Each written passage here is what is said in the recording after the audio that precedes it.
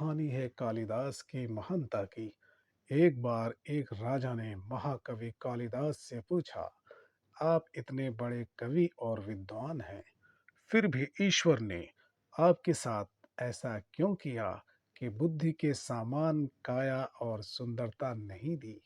कालिदास राजा के इस व्यंग को तत्काल समझ गए, पर उस वक्त तो वे बिल्कुल शांत रहे।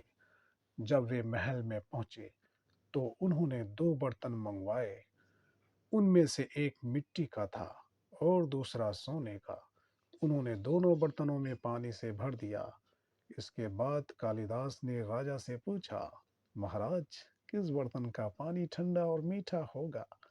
राजा ने तपाक से जवाब दिया, मिट्टी वाले बर्तन का। कालिदास मुस्कुराए और बोले, राजन, जिस तरह जल का ठंडापन बर्तन के मिट्टी का या सोने का होने पर निर्भर नहीं करता, उसी तरह बुद्धि भी व्यक्ति की बनावट पर निर्भर नहीं करती। इसलिए व्यक्ति के गुणों को महत्व देना चाहिए, न कि उसके शारीरिक बनावट को। आत्मा की सुंदरता ही सबसे बड़ी सुंदरता है।